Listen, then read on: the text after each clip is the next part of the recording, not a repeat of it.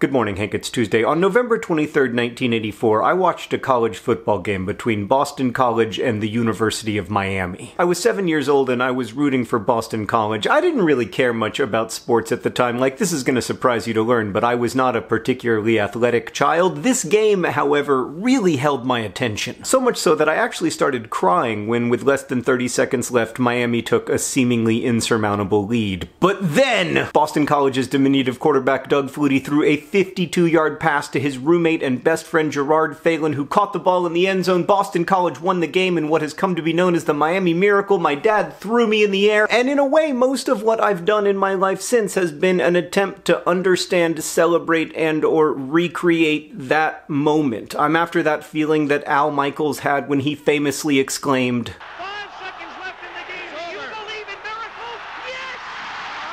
Unbelievable!" I'm very interested in what's called radical hope, the idea that hope is available to all people at all times. I believe in it not because of theology or philosophy or whatever, but because I have seen with my own eyes that even when there really is not much cause for hope, hope is still the correct response to the human condition, as evidenced by the ridiculous and beautiful hope of Doug Flutie and Gerard Phelan. Of course, I know there's nothing miraculous about a completed Hail Mary or the US defeating the USSR in hockey. By definition, improbabilities usually don't occur, but sometimes do. I'm not looking for anything supernatural, I just want to have hope. And more than that, to be unalone in my hope. For me, there's just nothing like being in a virtual room or a real one or a stadium with people whose hope is oriented in the same direction as mine and who love the same thing I love. I don't think you need to get that from sports, by the way. You can get it from book clubs or concerts or being heavily invested in Martian rover landings. But ultimately, this urge to find and share hope is why I write books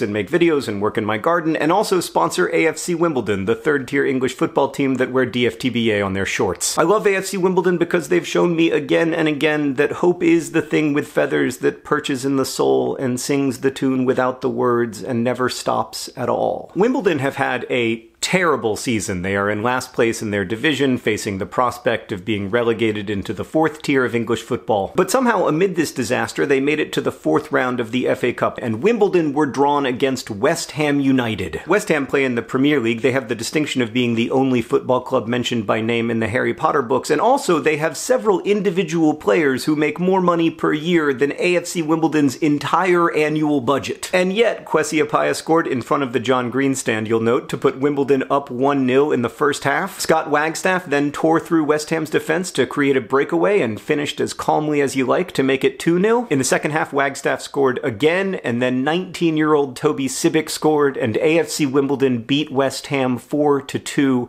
and in a basement in Indianapolis, I found myself in tears, overwhelmed with gratitude for the football club that had again shown me the meaning of life. It's never wrong to be hopeful, and anyone who tells you otherwise just hasn't watched enough AFC Wimbledon games. The FA Cup is now down to its final 16 teams, and Wimbledon is one of them. In the next round, we'll face off against Millwall, a team a division ahead of us. There's no way we can win that game, of course, but then again, there was no way we could win the last one.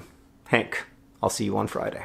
P.S. 3 things. First, I wrote a lot about Wimbledon and penalty shootouts in the most recent episode of the Anthropocene Reviewed. A new episode comes out in 2 days. If you're interested in our book club, Life's Library, but didn't get a chance to sign up before, there are a few slots open now at lifeslibrarybookclub.com. And lastly, Hank, check out this warm-up jacket. If you want to become the part owner of a third-tier English football team, there has never been a better time. For £25 or around $30, you can become a member of the Don's Trust, which owns the club, and make AFC Wimbledon's next miracle your miracle.